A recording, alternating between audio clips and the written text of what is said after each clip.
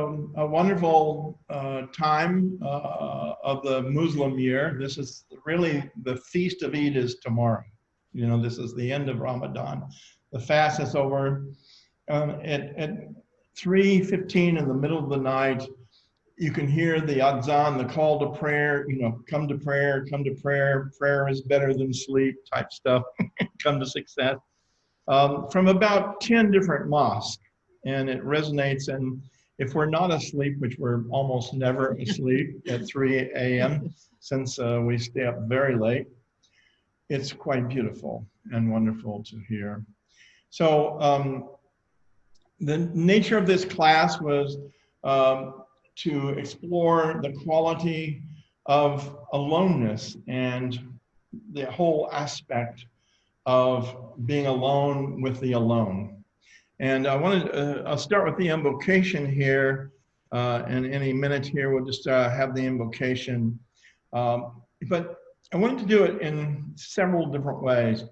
The first way is I wanted to do it as if you're just doing it to the cells of your body, to all the qualities that are just around your own very being. The I space, the so-called I space, of which we're made out of billions of cells and bacteria and everything. In fact, there's some speculation that we're actually a carriage for bacteria and viruses, as opposed to being a separate being, a composite for sure. Nonetheless, the second time I want to do the invocation, I want you to do it feeling the deep connectedness with all beings everywhere, in the sense of the we space, the feeling of the we. We are together today, tonight. It's actually night here a little bit, it's 9:30. And then the third time we do it, I want you to feel do it for the world, not just for the people in the world, but for the world. And the fourth time, I want to do it for all time and all people, stretched all the way back to the beginning of time to the future of time and beyond time. So if you just bear with me and join me in the invocation, I would love you to pieces for that. That's the thing, okay? Okay, so this is the first one, just inside yourself, to your cells of your body, to the germs, to everything, you know, the little viruses and all the whatever's in there, toward the one, the perfection of love, harmony, and beauty, the only being, united with all the illuminated souls who form the embodiment of the Master, the Spirit of guidance. Now, just reaching out to all sentient beings, the we space, the together we space, toward the one, the perfection of love, harmony, and beauty, the only being, united with all the illuminated souls who form the embodiment of the Master, the Spirit of guidance.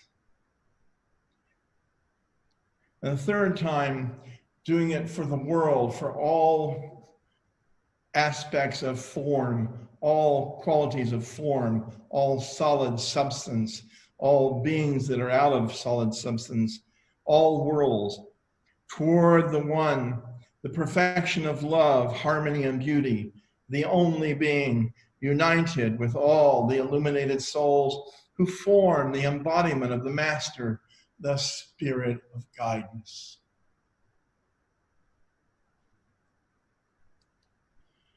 Now I want you to stretch back to the beginning of all beingness, to the beginning of time, to all the beings that have ever lived, all the creatures and all the humans and all the humanoids and all the inorganic beings and all jinn and all angels and all creation. Not just in the past, not just now, but also in the future, past, present, and future. Toward the one, the perfection of love, harmony, and beauty, the only being, united with all the illuminated souls who form the embodiment of the Master, the spirit of guidance.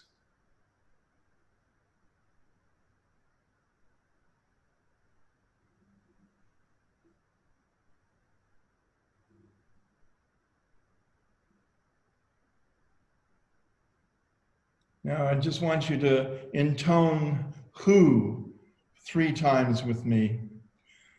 Who.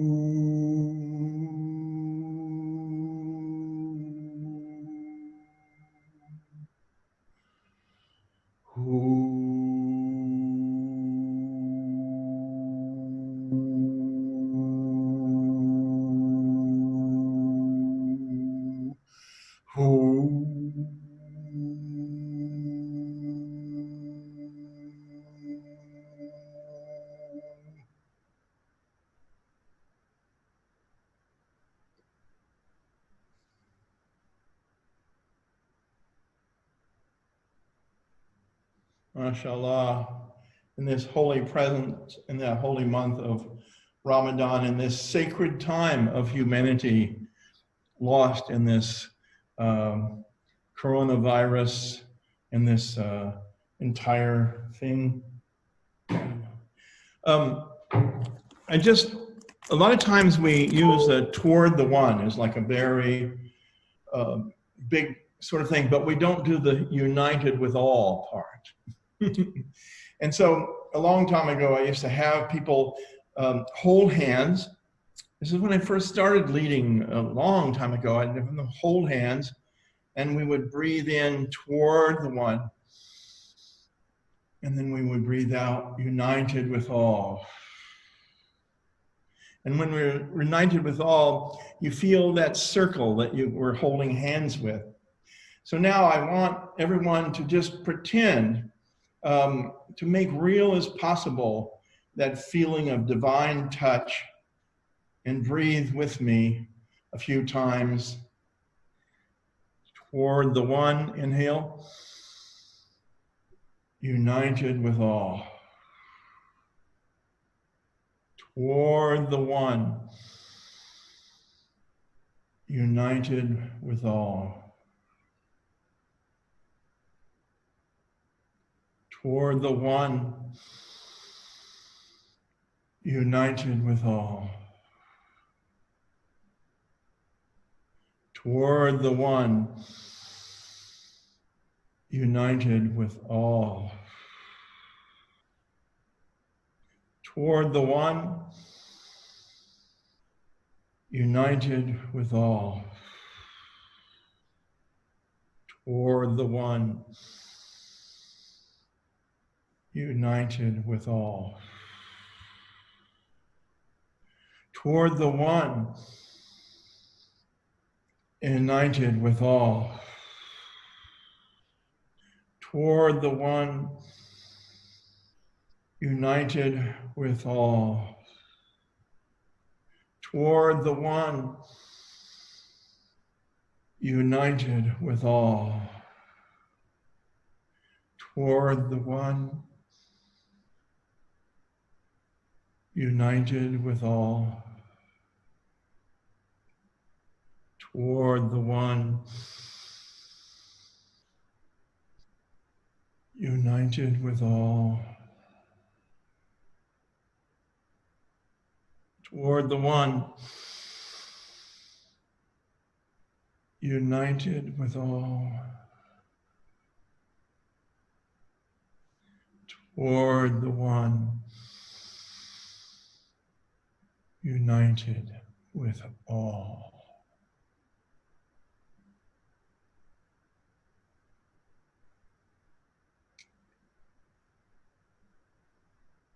Just hold each other as deeply as you can.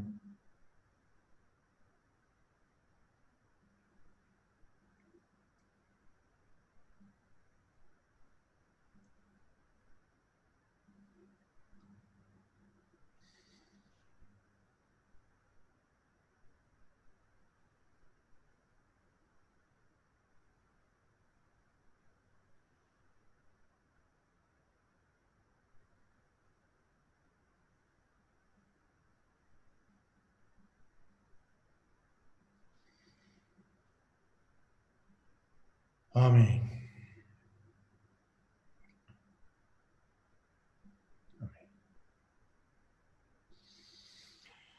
So I'm thrilled that I could be at this camp since we're on lockdown in Morocco and Marrakesh, the holy city of Marrakesh. And if this camp had not gone online, I would not have been able to attend. So I'm grateful for our modern technology and the skill that people have, the kind of communication that we have. We know it isn't the touch of the physical flesh, but the heart is infinite in its nature. And what I was hoping to do is help people to kind of learn to experience that sense of connectedness that I think we're all doing to some degree already, you know. And one of the things that I wanted to talk about that's really almost impossible to talk about is the aloneness of God. You see, like a long time ago, I had this really intense thing come over me. And out of that intensity, it was as if I had somehow touched that God is the loneliest one of all. And in a way, I think that there was a sage I heard once saying, and someone had talked about they were really lonely. And the sage, quite advanced sage, he said, well, you know, get into it, he said. He said, get into this loneliness because that gets you close to the emotion of God, close to the intensity of that which made all of this possible. And we have to think about this, and the mind can't really know. But if you think about God as sort of an ocean of universal beingness, and in that ocean, there was the rising of ishq, love, or disturbance, yearning, desire, longing. And to kind of paraphrase the hadith of Muhammad sallallahu alaihi wasallam, said, I was a buried treasure longing to be known, so I made all creation that I might be discovered, you know? It's like God wants something, you know, the prophet filling in for him in terms of the speaking of that. So what does God want? And I think if it's, you could say, well, you know, I was a buried treasure longing to be known. I was a buried treasure longing to be known.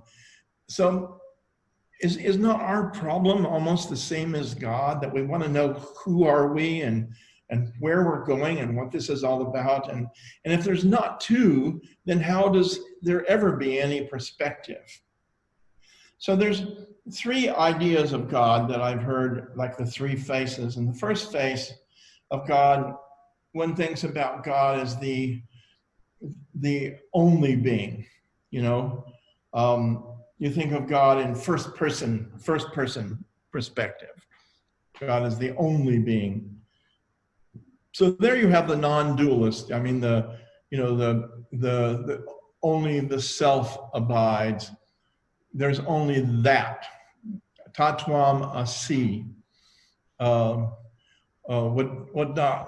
the Wahid, God is the unique. God is the one who is uniquely unique. God is the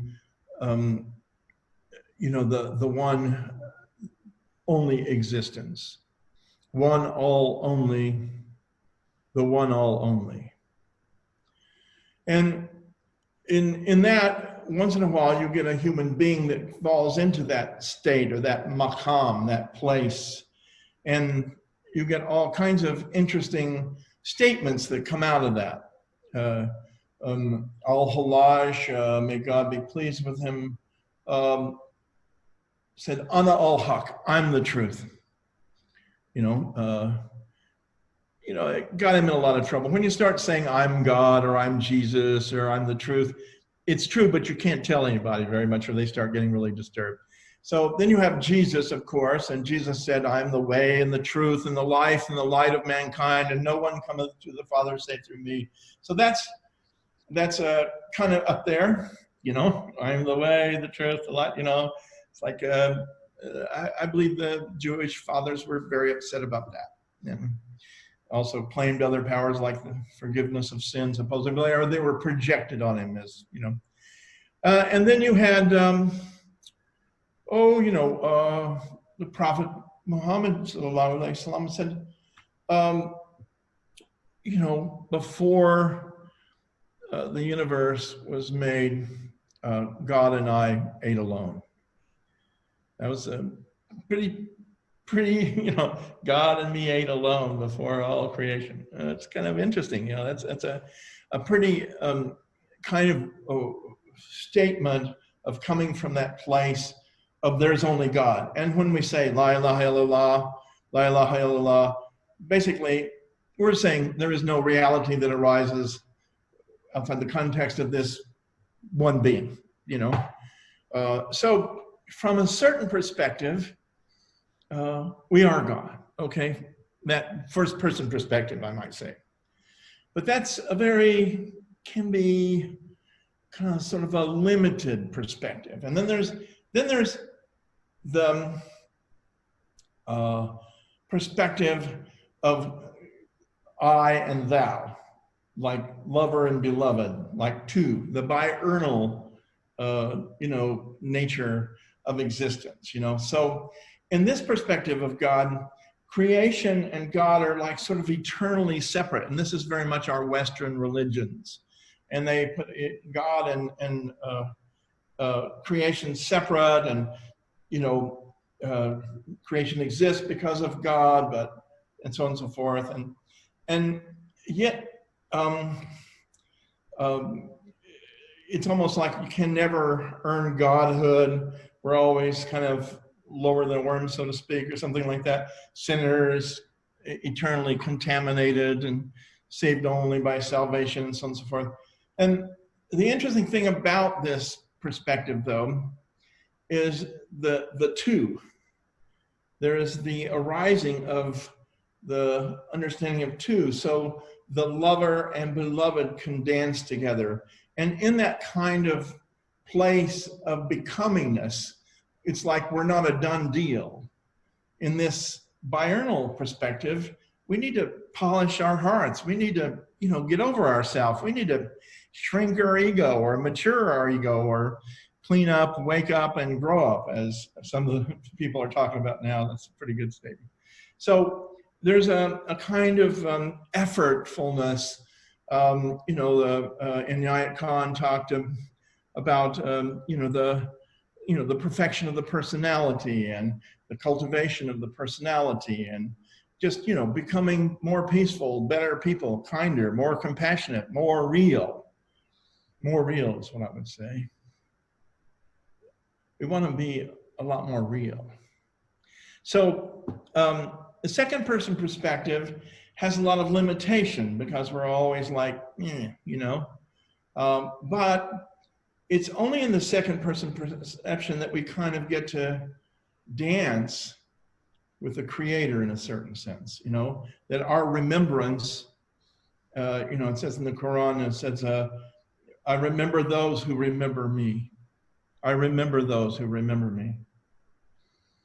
And so it seems that God likes this duality. God likes this duality.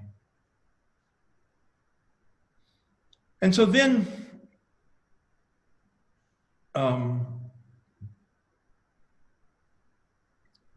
the third perspective is interesting. A third person perspective is kind of like the universe is not a deity as such. It's not like, it's, the Taoists have it down. This is like, it's the way, and the way is mysterious, and those who know the way do not say, and those who say do not know the way, kind of stuff. There's all kinds of talk about the way.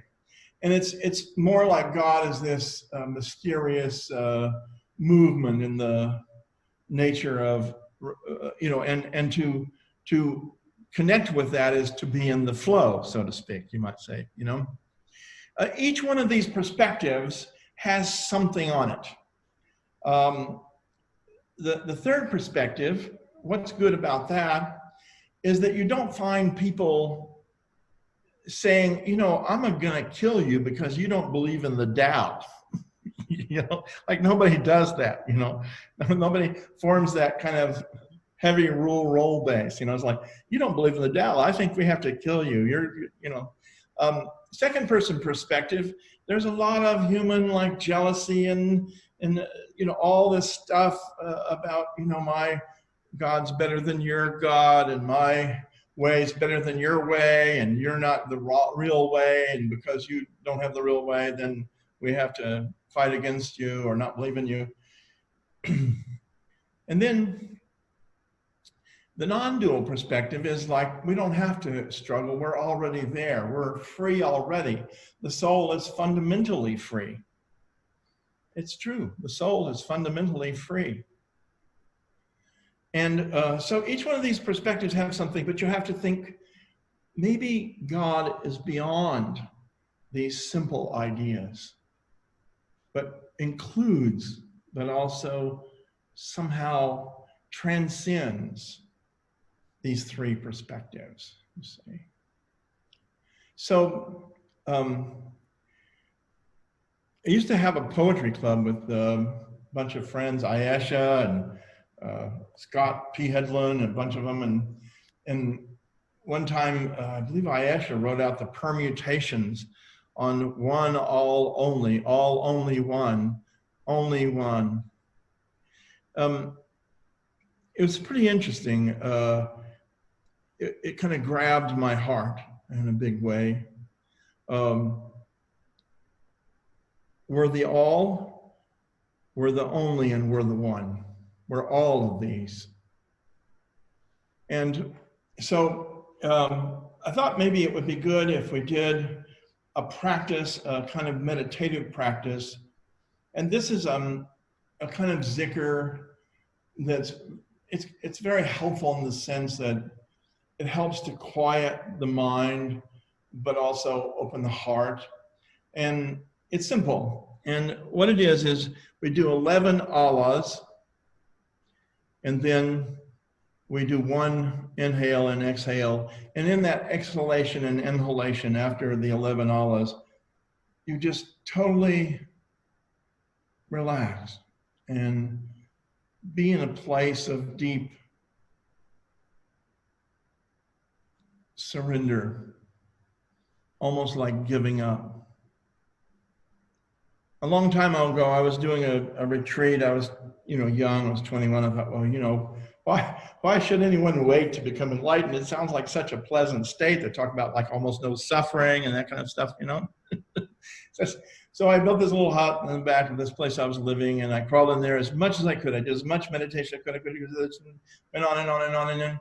And at the point, after 2.5 months, 3 months, 3.5 months actually, I just like, and I had a despair arise and come over me. And that despair came from a quote from Buddha. And the quote from Buddha, for some reason, it had popped in my head at that time: some become enlightened and some don't. And in my youthful arrogance or whatever, I had never considered that I might fail. I thought, enlightenment, that shouldn't be too much trouble. All I have to do is do enough meditation, do enough prayer, do this and do enough that, and then soon it'll be okay, and we'll all be enlightened. It's like, this is like a great big peace train. Everybody can get on it,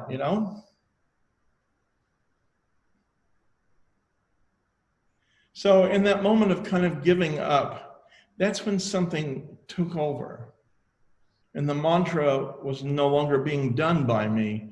It was being done by my soul. And that's what took me to a place. I remember at the point that was the point I I was told to become a Sufi. I was told to become a chiropractor. All that became true. But that moment of union, of extraordinary flash of luminous blessing, took me beyond myself. And I never recovered from it. So in this, I want you to do that when the same thing is like, we cannot enlighten ourselves. This is a gift. This is a tremendous gift. We cannot do it.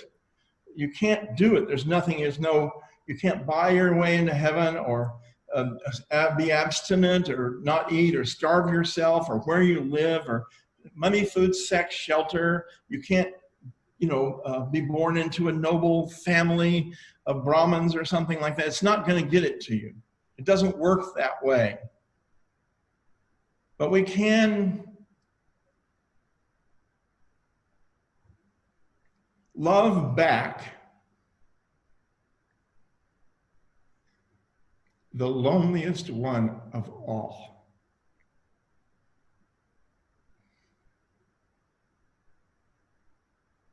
So 11 times 1 breath, 11 times 2 breaths, 11 times 3 breaths, all the way to 11 times 11 breaths, okay? We all set, ready to go? Okay. Pour your heart out. Pour your heart out. All the love you can muster. Allah, Allah, Allah, Allah, Allah, Allah, Allah, Allah, Allah, Allah, Allah. Take a breath. Just let it go. And again, Allah, Allah, Allah, Allah, Allah, Allah, Allah, Allah, Allah, Allah, Allah. 2 breaths.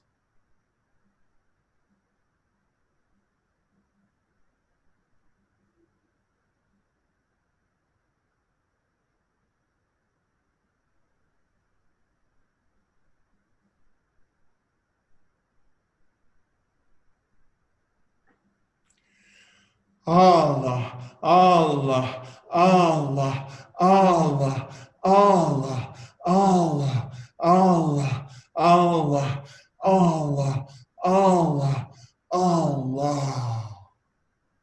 3 breaths. Give up. Surrender.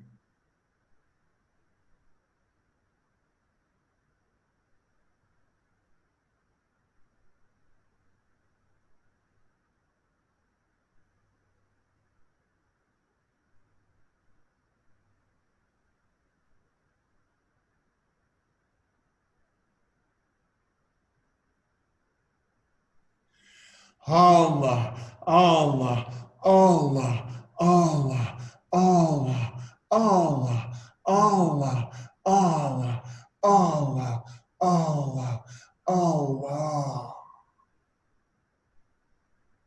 4 breaths of total love, surrender.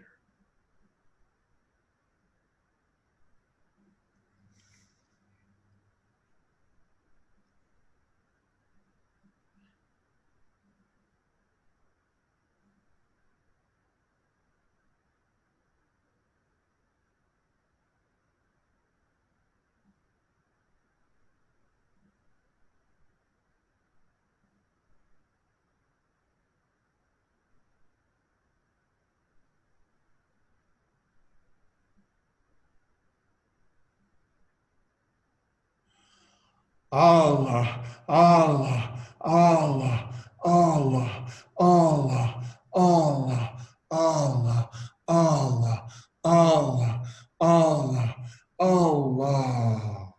5 breaths.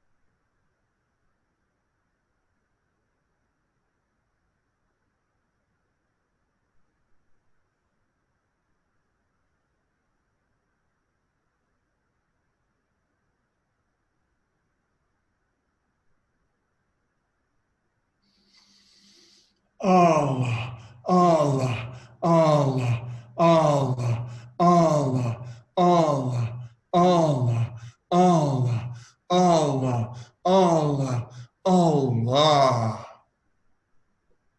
6 breaths of deep surrender. Give up all control, all hope.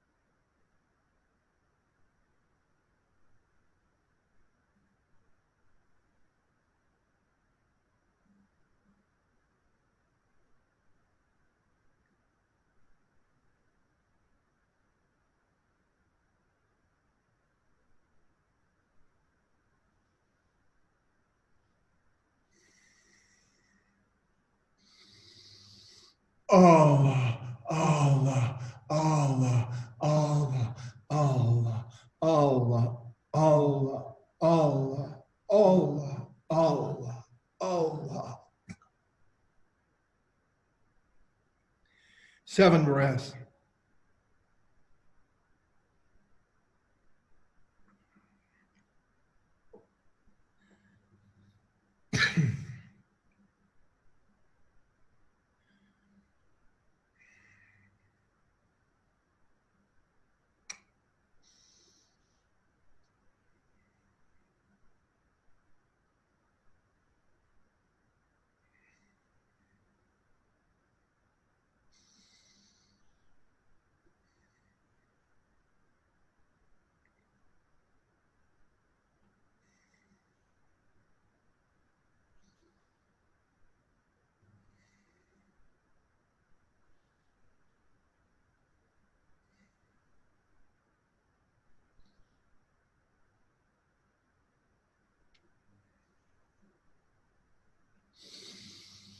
Allah, Allah, Allah, Allah, Allah, Allah, Allah, Allah, Allah, Allah, Allah. 8 breaths.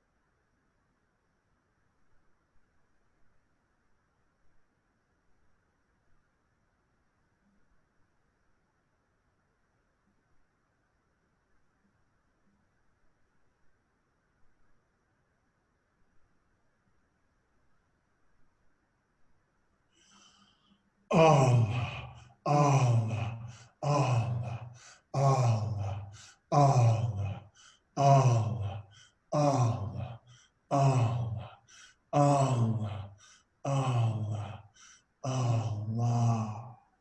9 breaths.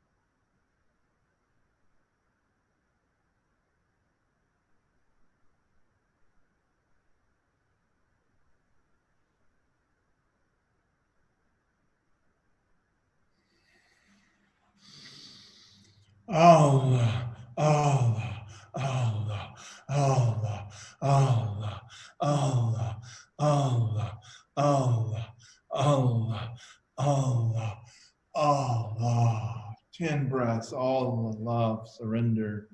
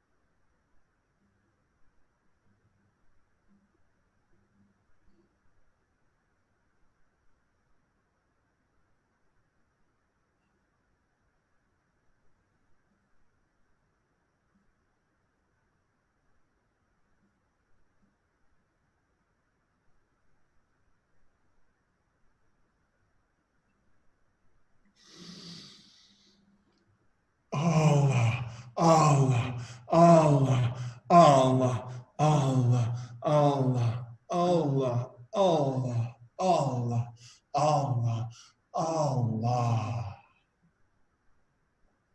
11 breaths.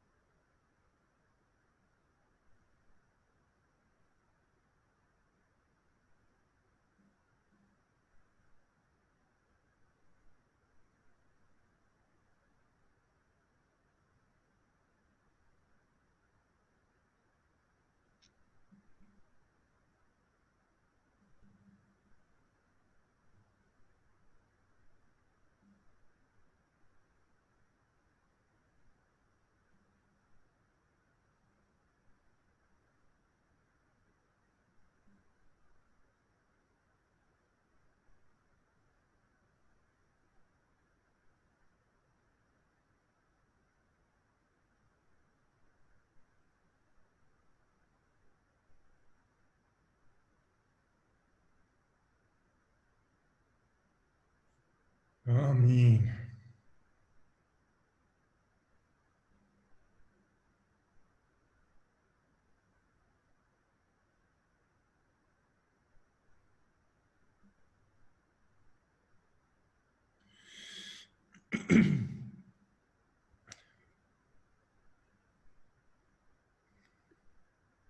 This is great. Feels good to be with you all.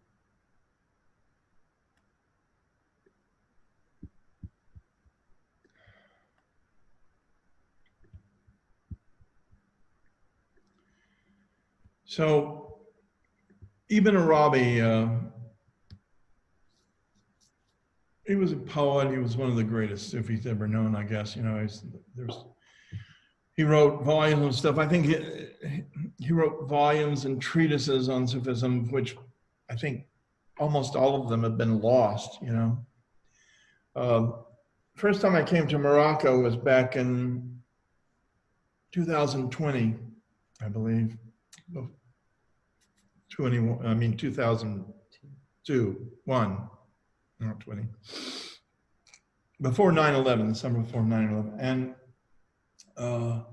we were kind of following along the trail of Ibn Arabi. He lived up in Spain, and we went across into Tangier and into Fez. We actually went by his house, supposedly where he lived when he was in Fez. I think he ended up in Damascus, but he wrote a poem quite some time ago, and I just wanted to read it to you. It's a little bit catches a wave of something for me. Listen, oh dearly beloved, I am the reality of the world, the center of the circumference. I am the part and the whole. I am the will established between heaven and earth. I have created perception in you only in order to be the object of my perception. If then you perceive me, you perceive yourself, but you cannot perceive me through yourself. It is through my eyes that you see me and see yourself. Through your eyes, you cannot see me. Oh, dearly beloved, I have called you so often and you have not heard me. I have shown myself to you so often and you have not seen me. I have made myself fragrance so often and you have not smelled me. Say oious food and you have not tasted me. Savorous food did not reach your tongue. Why can you not reach me through the object you touch? Oh, breathe me through sweet perfumes. Why do you not see me? Why do you not hear me? For you, my delights, surpass all other delights, and the pleasure I procure you surpasses all other pleasures. For you, I'm preferable to all other good things. I am beauty, I am grace.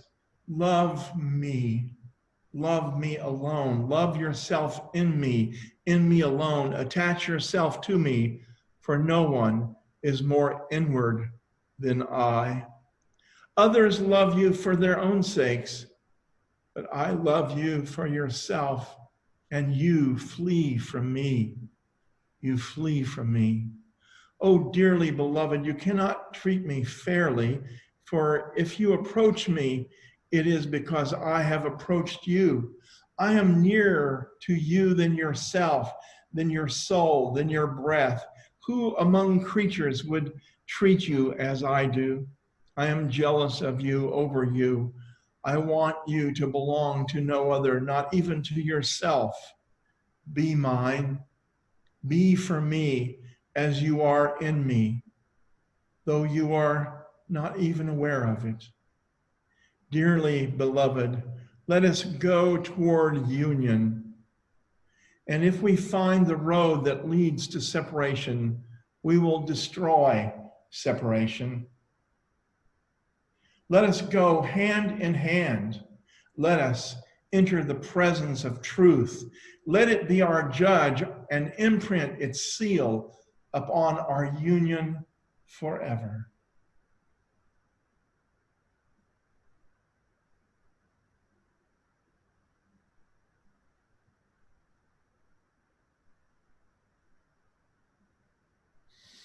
Amen. So there's a kind of division between the worlds, it's called barzakh. Barzakh is the boundary between death and life.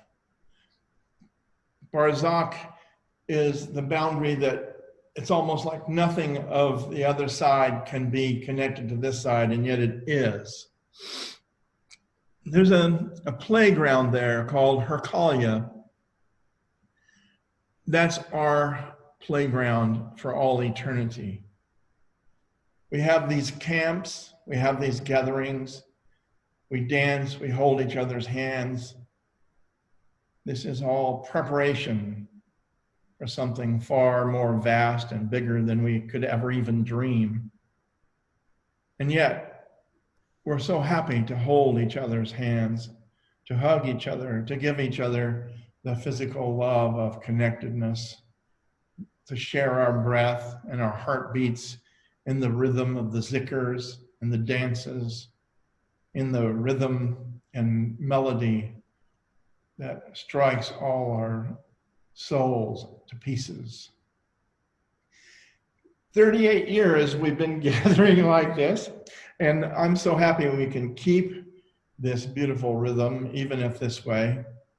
And perhaps we can start to live stream somehow the camps so that those who can't come because they're too old anymore, or they can't do Zikr anymore because their legs don't work the same, so they could still be a part of us and we could still be a part of them.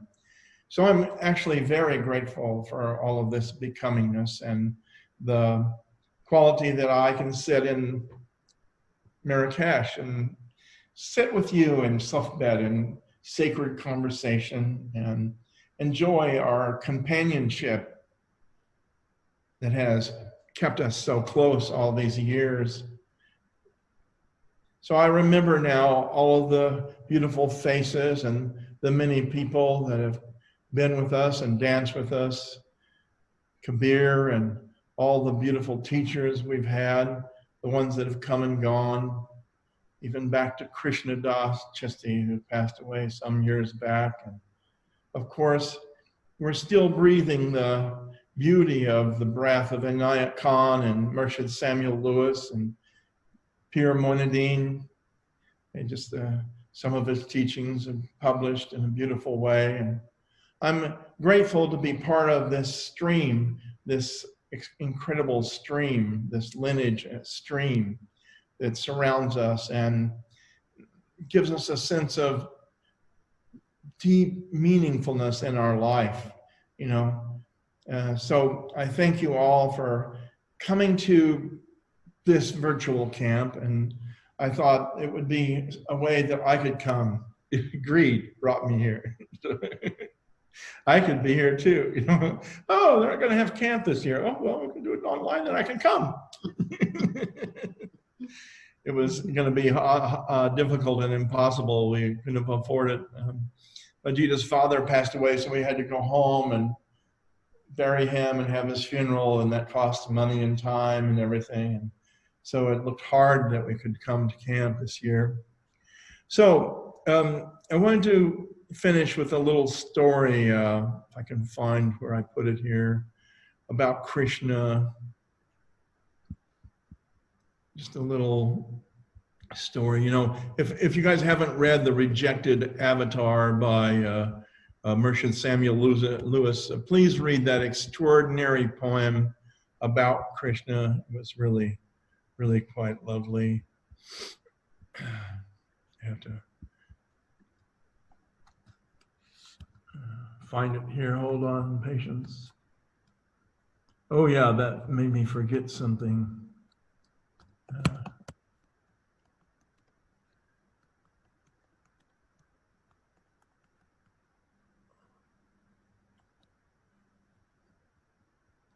realize it's not on my computer, it's stored in the clouds.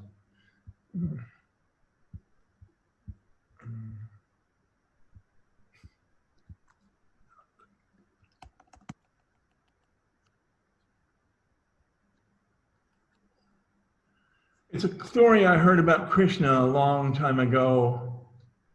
I don't know where it came from, but it moved me very much.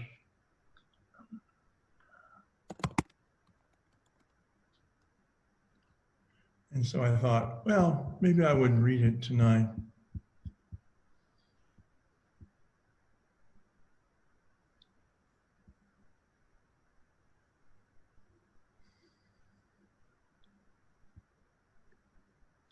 So here it is, hold on. So I'm just going to tell the story like I remember it. So this is a story, it starts out two fellow farm merchants set out to Dwarka. That's Krishna's town. You know, he lives along the river and takes care of the cows and stuff. And so the two fellow farm merchants set out to Dwarka to sell their goods at the big market. And it was early morning, long before sunrise, and they had hoped to follow along the Yamuna River. Now, the Yamuna River was different than the Ganges. The Ganges was for the Brahmins and the holy people. And if you were Sudra or untouchable, you got to like bathe in the little tributary river, you know, the side river, you know, the Yamuna River. And so they had hoped to follow along the Yamuna River so they could arrive at the market early in the day to sell their many goods for the best price.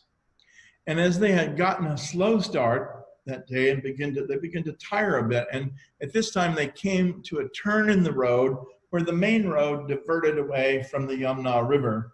So here's the Yamuna River, and then this road goes way around this whole little area. It's a forest there, you know. And the road swung a long ways around to finally reach the city of Dwarka.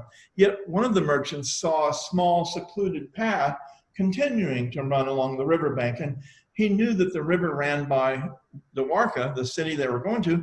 And he said to his friend, he said, why don't we just stay on the riverbank? We're just going to go down by the river.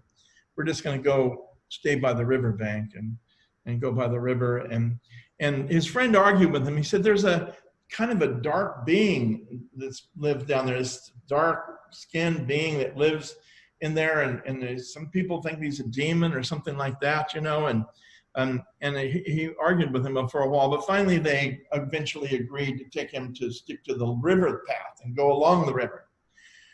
So the merchants disappeared completely. They disappeared completely. And this, of course, fed fodder to the story that the dark demon of the river was real. And years went by and everyone was forgotten practically. And so 20 years went by. And finally, these two big draggled dudes crawl out of the riverbank by the Dwarka. They finally made it to the town 20 years later. And they were, people said, well, who are you? And they couldn't remember their names. They couldn't remember who they were, you know. And finally, they determined that these were the two people that had disappeared 20 years before. They were shaken and unkempt and could barely talk as they emerged into Dwarka. And the townspeople crowded around them to see the strange sight. And they were asked who they were, and they had forgotten who they were. A long time ago, they forgot who they were on the way to Dwarka. One of the townspeople remembered that 20 years before, the two merchants had gone missing, and so that's how they figured out who they were. The merchants began to cry and carry on with great intensity. Over and over they cried and swore. They swore this. They said, don't go down. Don't go down that path that runs by the river Yamuna. Don't go down that path, they said. Yeah. So they said, along the Yamuna, for there is a tawny boy down there walking and dancing along with his flute. And if you so much as hear its sound, you will be enchanted, as all the creatures of the forest were, and the deer that come for miles around. And if you so much as meet the glance of his eye, he'll steal your heart and you'll never be the same.